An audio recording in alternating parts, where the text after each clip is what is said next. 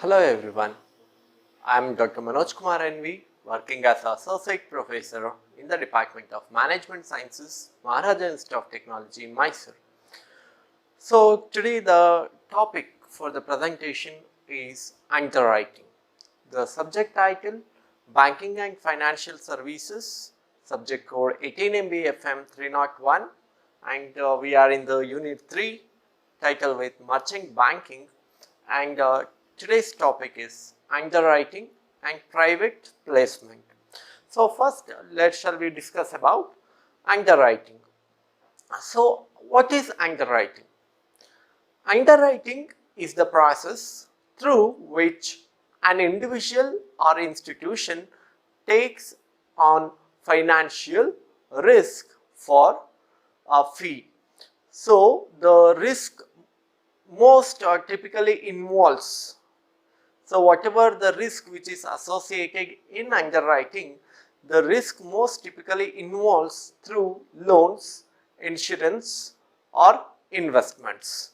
So the term underwriter originated from the practice of having each risk taker write their name under the total amount of risk they were willing to accept for a specified premium. So therefore they are working for a premium or a fees to hold the financial risks. So although the mechanism have changed over a time, underwriting continues today as a key function in the financial world. So as we know that we can find different defaulters as underwriters. They are going to buy the securities in the private placement.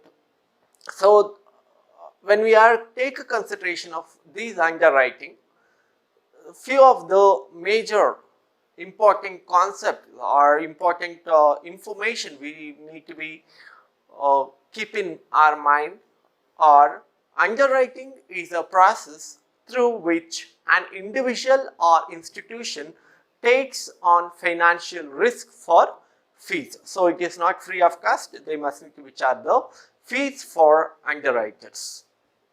Underwriters assess the degree of risk of insurer business. So therefore whatever the insurance we used to take based on the general insurance or the life insurance, based on that also they are going to be taken the risk. Underwriting helps to set fair borrowing rates for loans, establish appropriate premiums and create a market for securities by accurately pricing the investment risk. So therefore they are going to evaluate what level of risk bearing capacity for an individual, and based on that they are going to decide that what investment pattern they need to be suggest to the investors. Then underwriting ensures that a company filing for an IPO will raise the amount of capital needed and provides the underwriters with a premium or profit for their services. So first thing which we need to keep it in our mind is, so this include the process of takes of financial risk.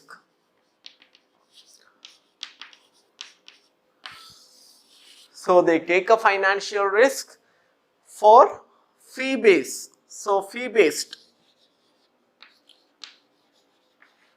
So fees based financial risk. So whatever the risk they are going to be taken for the behalf of the investor, they must need to be charged the fees for it.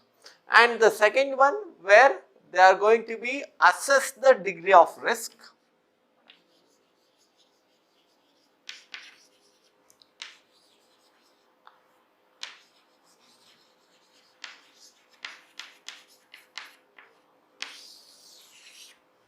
They are going to assess the degree of risk. Then they are going to suggest to the investors for fair borrowing rates.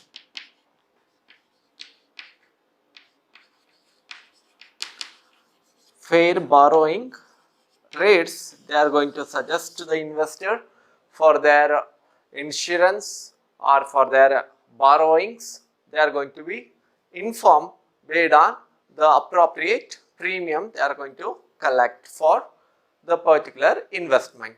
So therefore, the pricing of right investment based on the risk availability they are going to suggest to the investors. Then when the companies go for initial public offer. So when they go for IPO, will raise the amount of capital which the company is required, and they provides underwriters with a premium or profit for their services. So whatever they are going to collect the amount from the public, so to the company, then they are going to be charged the premium or profit for the particular services. Then the last one is they are going to be provide, so we call it as vetting process.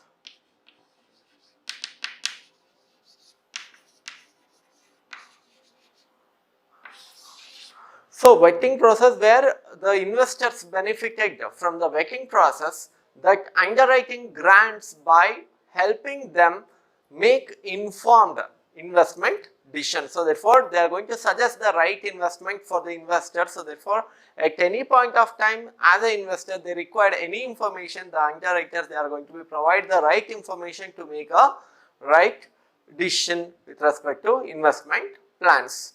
So then we need to look into how this underwriting works. So underwriting involves conducting research and assessing. So assessing the degree of risk. Each applicant or entity brings to the table before assuming that particular risk. So this check helps to set fair borrowing rates for loans and establish appropriate premiums for whatever the provided services by the underwriters, and adequate cover the true cost of insurance policy and premium, appropriate premiums they are going to decide, and adequate cover of true cost for the insurance policy holders, and create the market for securities by accurately pricing the investment risk. If the risk is deemed to be high, an underwriter may refuse the coverage. So therefore, based on the individual risk ability and the market risk and the business risk, they are going to suggest to the particular investment plans to the investors by analyzing and assessing the degree of risk. So here the risk is underlying factor in all underwriting. So it might be bonds, it might be shares. In case of loans, the risk has to do with whether the borrower will repay the loan as agreed or will default. So with insurance, the risk involves the likelihood that too many policy holders will file claims at once. So with securities, the risk is that the underwritten investments will not be profitable. So because sometimes the risk covers is very high for the underwriters. Underwriters evaluate the loans, particularly mortgages, to determine the likelihood that borrowing will pay as promised, because it is very secured in nature. Whatever the fixed interest rate they are mentioned, the rate we must need to be obey to make a payment of interest. So and that enough collateral is available in the event of default. So sometimes the collateral is not properly evaluated, even though whatever you are providing as a loan that is less than the collateralized asset. So at that time it become a default to the underwriters to make a claims. So therefore, they must need to be in the position to critically evaluate such things. In the case of insurance, underwriters seek to assess the policy holder's health and other factors and to spread the potential risk among as many people as possible. Underwriting securities most often done via IPOs, initial public offers. It helps to determine the underlying value of the company compared to the risk of funding its IPO. So therefore, again, it is depends on the investor mindset and their risk ability.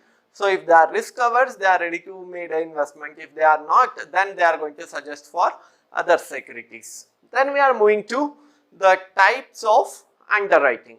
So as we know that where there are basically three different types of underwritings.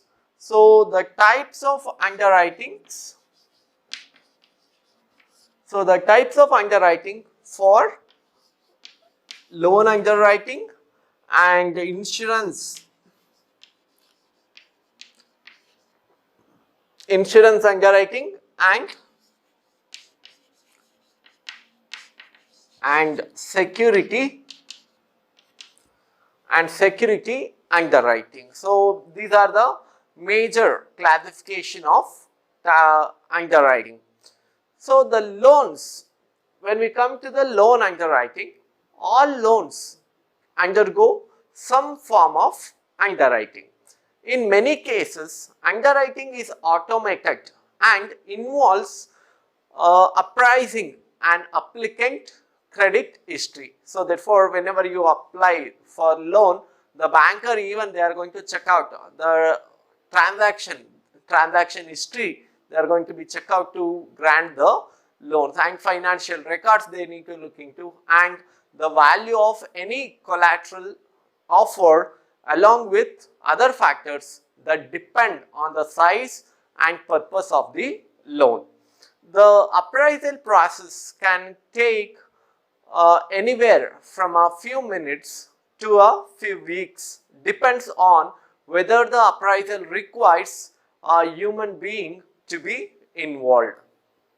The most common type of loan underwriting that involves a human underwriter is for mortgages. So this is also a type of loan underwriting that most people encounter. The underwriter assesses income, liabilities, savings, debt capacity, credit history, credit score, CIBIL score we used to call it as, and more depending on an individual's financial circumstances. Mortgage underwriting typically has a turn time of a week or less than a week. Then refinancing. So refinancing where in the loan, first anything we have a automated underwriting where they are going to evaluate it, and then for they use it for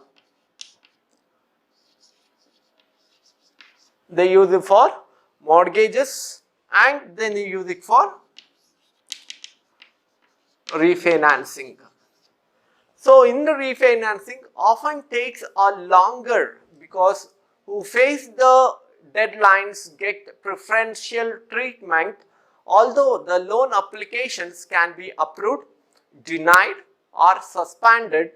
So most are approved with conditions, meaning the underwriters want clarifications and additional documentation to grant the loans. Then coming to the second type, that is insurance underwriting. So with insurance underwriting, the focus is on the potential policy holders. Whenever we used to take a risk for the policy holders, surely the health consideration is most important for the life insurance. So the person seeking health or life insurance, in the past, medical underwriting for health insurance was used to determine how much to charge an applicant based on their health condition and even whether to offer coverage at all, often based on the applicant pre-existing conditions. Beginning in 2014, under the Affordable Care Act, insurers were longer allowed to deny coverage or impose limitations on pre-existing conditions. Then life insurance underwriting seeks to assess the risk of insuring potential policy holders based on their age, health, lifestyle, occupation, family members and medical history, habits and other factors as determined by the underwriter, and the life insurance underwriting can result in approval along with a range of coverage amounts, prices, exclusions and conditions or outright rejections. So these are the things they must need to be looking in under insurance underwriting. Then coming to the last type where we are going to discuss about securities underwriting. So securities underwriting, as the name only indicates, whenever we do the investment on the securities, when the companies offered the IPOs at the time, they mainly prefer the underwriters. So where the securities underwriting, which seeks to assess the risk and the appropriate price of particular securities. Most often, as it relates to an IPO, is performed on behalf of a potential investors. Often an investment bank, based on the results of underwriting process, an investment bank would underwrite securities issued by the company attempting the IPOs and then sell those securities in the market. So these underwriting ensures that the company's IPO will raise the amount of capital needed and provides the underwriters with a premium or profit or commission for the service. So investor benefits from vetting process, so therefore they can easily get to know the information, the accurate knowledge regarding to the particular securities. So the vetting process that underwriting provides and the ability it gives them to make an informed investment decision. So at what time they must need to invest, how much to invest, whether they are ready to invest on the particular security at the level of degree of risk that they are going to be provide the information in the vetting process. So this type of underwriting can involve individual stocks as well as debt securities, including a government debt, corporate debt or municipal bonds. Underwriters or their employers purchase these securities to resell them for a profit either to investors or dealers who sell them to other buyers, or they are called as dealers, and sometimes they are selling for themselves. So those we call it as jobbers. When more than one underwriter or group of underwriters is involved, this is known as underwriter syndicate. So therefore it is one of the committee where they are going to made a group and they are going to take a such decision in the underwriting. Then we can look into how this underwriting sets the market price for the stocks. So creating a fair and stable market for financial transactions in the chief function is the major function of an underwriter. Every day debt instruments, insurance policies, IPOs carries a certain risk that the consumer or customer will default, file a claim or fail a potential loss to the insurer or lender. A big part of underwriter's job is to weigh the known risk factors and investigate an applicant truthfulness to determine the minimum price for providing the coverages. Sometimes they mislead, sometimes they are not revealed, they don't have much accuracy in the information. At that time, the defaulters are not ready to make a proper coverage. So therefore, as an investor, they must need to be clearly, they should need to be explore the provide the information regarding to more, they need to keep it more accuracy whenever they are going to made for investment. So underwriters helps to establish the true market price of risk by deciding on a case by case basis which transaction they are willing to cover and what rates they are need to charge to make a profit.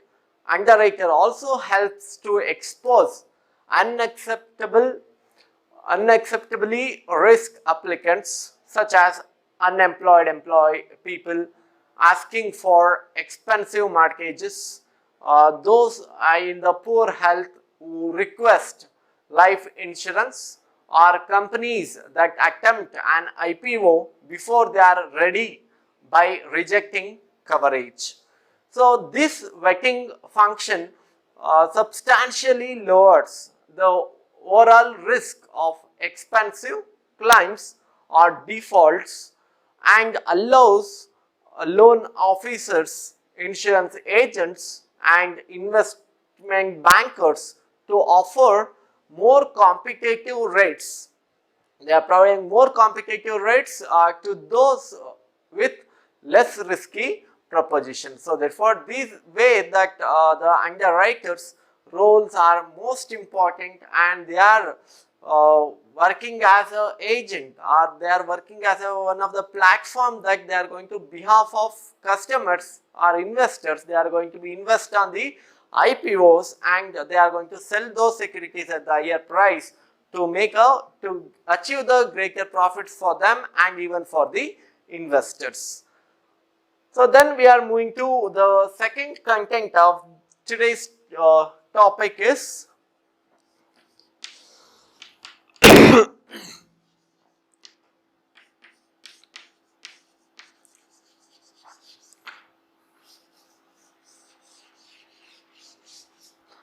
so today's topic, the second content of the today's topic is to private placement. So here in underwriting, they are pull the investment from by the public, but here they are not going to be provide such chance to the public, they make it into private. So therefore, a private placement is a sale of stock, shares or bonds to pre-selected investors and institutions rather than in the open market. So IPOs which is allowed in the open market, but private placement is only available to the existing pre-selected investors and institutions, and it is an alternative to an initial public offering. Instead of IPO, they can go for private placement, where they are going to be choose the selected people and by them they are going to be pull the finance to the company for expansion, for the additional growth of the company. They can go ahead with private placement. So here there are the three most important features that would classify a securities issue as a private placement. The first thing is the securities are not publicly offered. So therefore, the securities are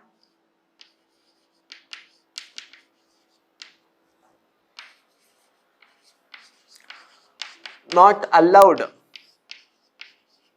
to the public to make an investment. And the second thing is, the securities are not required to be registered with the SEC. So, therefore, not registration,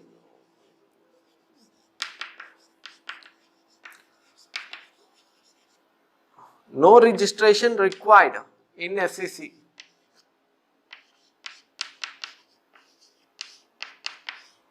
So, as we know that any company, they must need to be registered for go with public investment through IPOs.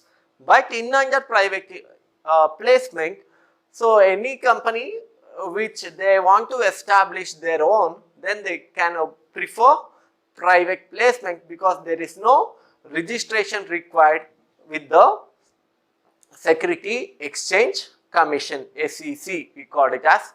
And the third feature is the investors are limited. So, as we know that only selected investors.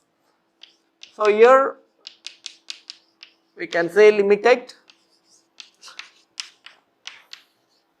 So, limited investors in number and must be accredited.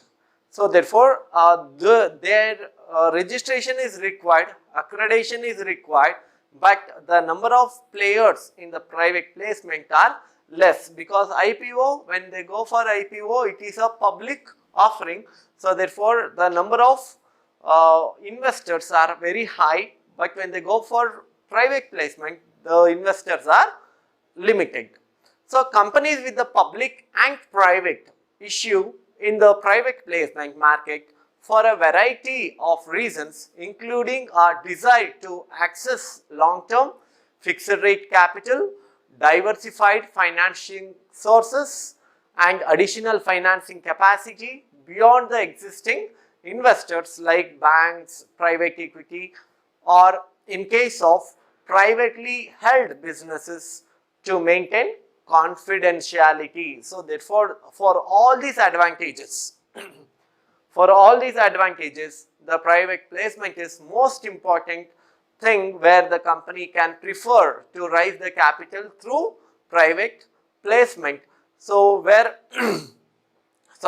the company wants to access long-term capital, to have a fixed rate of capital, or to diversify their business by raising the financing sources, or to raise the additional financing capacity, so they can able to prefer the private placement, and instead of they are depending mainly on private equity or banks, they can go for private placement where that also they can able to raise the required capital. Also, in case of privately held businesses, they can able to maintain the secrecy by issuing a private placement. So, since the private placement are offered only to a limited pool of accredited investors. So, as I said, when only they have a limited investors and they are exempt from the registering with the SEC. So, therefore, they need not to be registered in the Security Exchange Commission. This offers the issuer the opportunity to avoid the certain cost associated with the public offering. They must need to be have so many charges with respect to the fulfillment of documentation process and registration process. So, therefore, when they go for private placement, all such costs are eroded. So, therefore, here you have a greater flexibility in under private placement.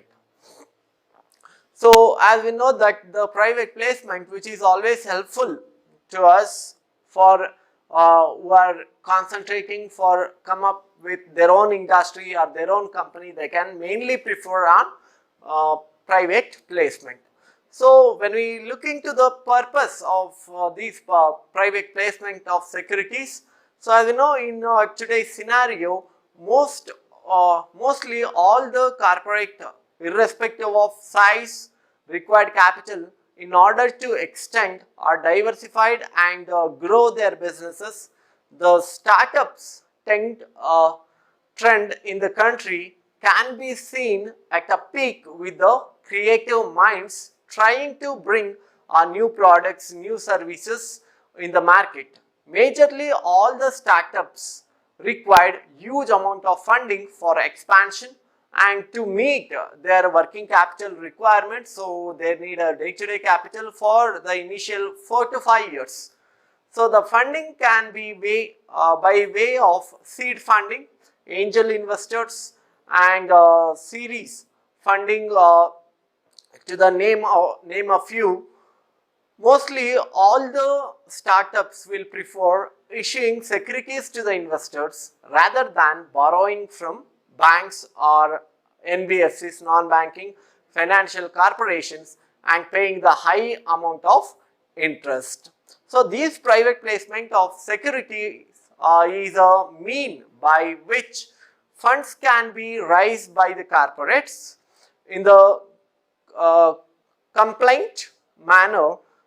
In this article, where we can concentrate that it covers the practical and procedural aspects of how these private placement working under the Company Act and enforce and rules amended and modified thereof. So, therefore, they must need to fulfill the whatever the Company Act and all there with respect to raising the private placement. So, when we look into the statutory provisions for raising the funds through private placement of securities, so private placement securities is covered under the section 42 of the Company Act 2013 and Companies Prospectus and Allotment Securities Rules 2014.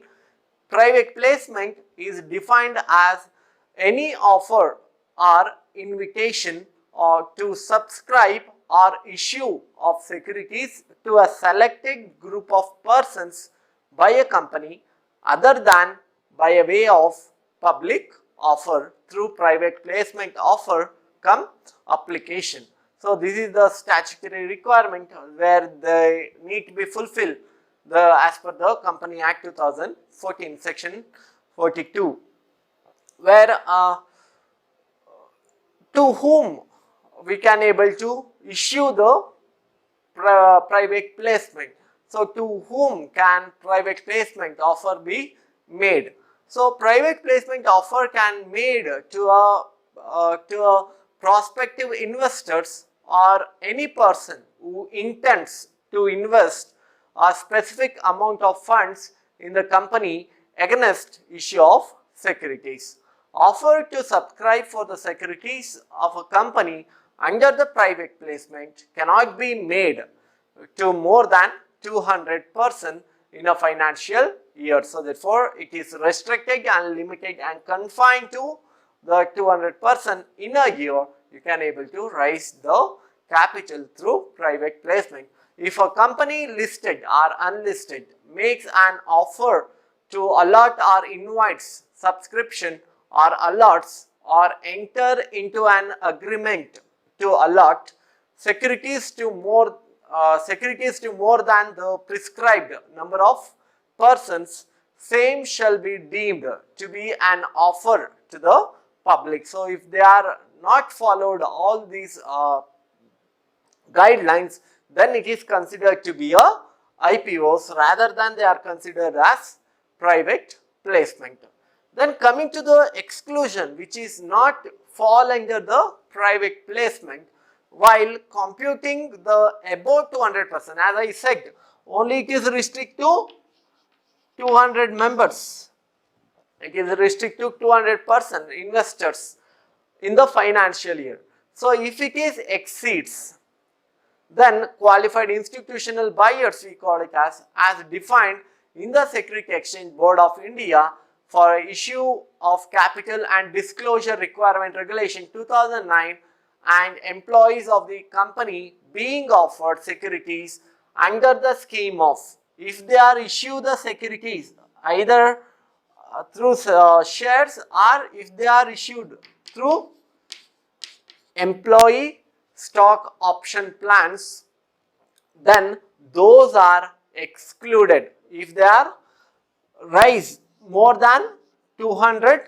and if the company go for public offering and employee stock option plan, then these three are not fall under private placement.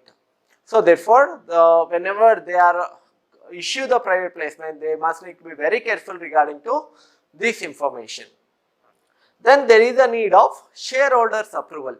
So special resolution in the meeting of shareholders of the company has to be passed before shares are issued under the private placement, because each and everybody as a shareholder, they must need to be know whether the companies go for private placement. So the notice calling extraordinary general meeting, so AGM or annual general meeting, or sometimes they go for extraordinary general meeting of the shareholders, must contain an explanatory statement bearing the particulars offered, because they go for private placement when they go for planning to go for expansion, diversification.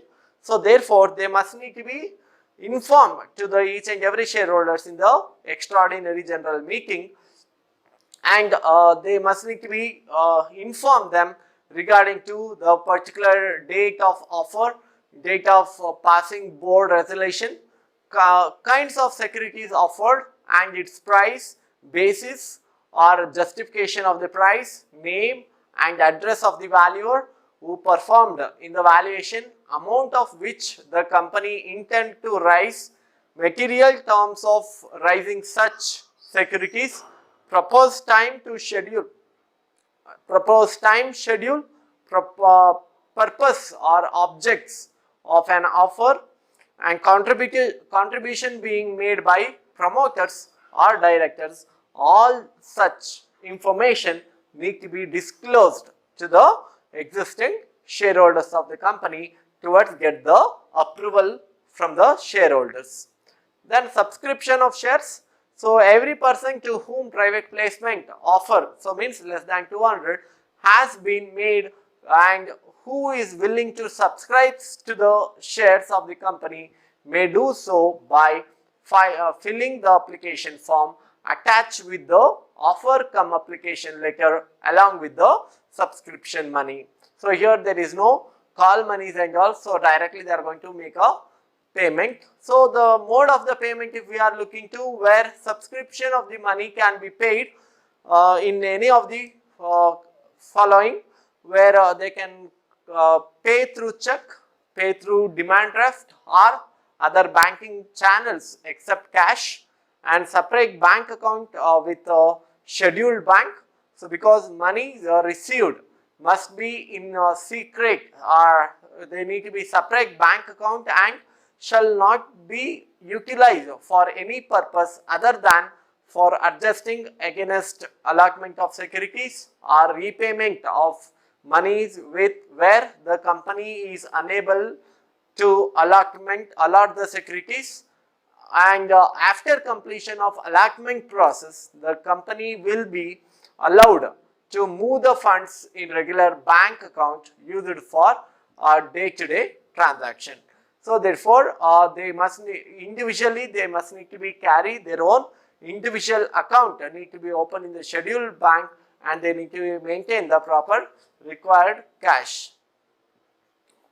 And coming to the advantages of private placement, where we can find the several advantages through the private placement. The first one is to allow you to choose your own investors. So therefore, you can identify who are the best investor, and you can able to take their advice, business advice and assistance, and you can able to channelize your business and allow the remain a private company rather than having a go for public. So when they go for public, it might be a chance of become a private public placement, but when you choose only the private placement, it become a private company.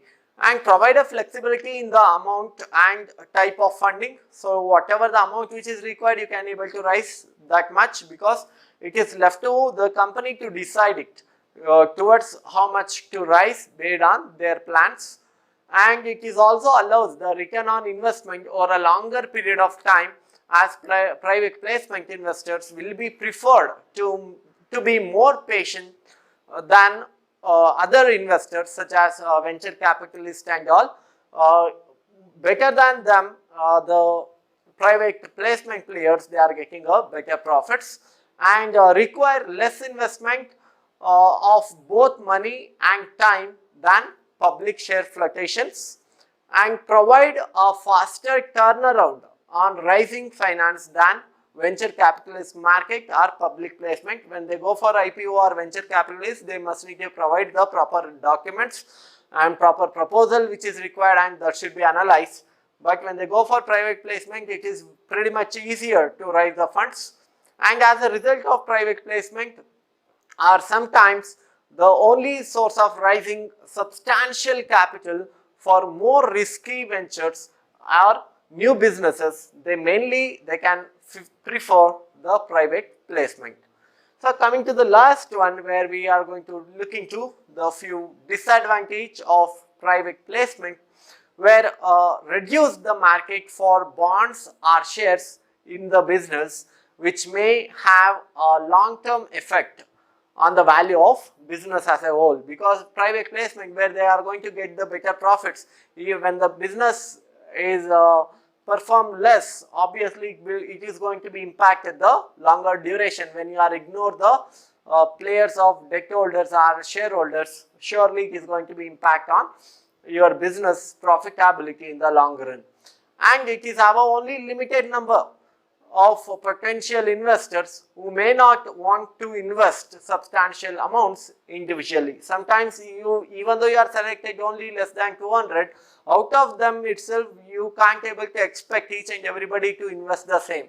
So there might be, they are not going to be matched with whatever you are desired or anticipated the capital from their side.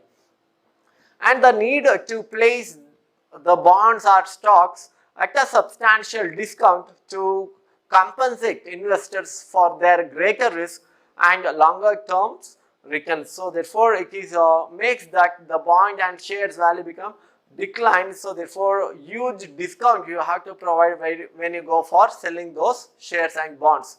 Additionally, although it is not a mandatory requirement, having a credit rating can be advantage. However, this is time consuming and will be an added cost to the process of the business unit. So therefore, they must need to be considered these private placement when they are preferred to go with their own new venture or new businesses. If they want to do with a high amount of risk, then they can go and prefer the private placement.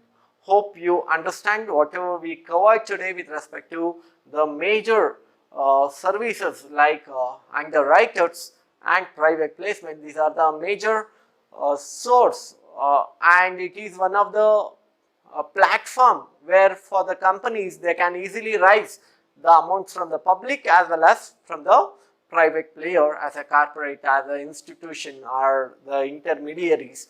They can easily raise the funds to the public. Hope you understand today's presentation. Thank you for listening.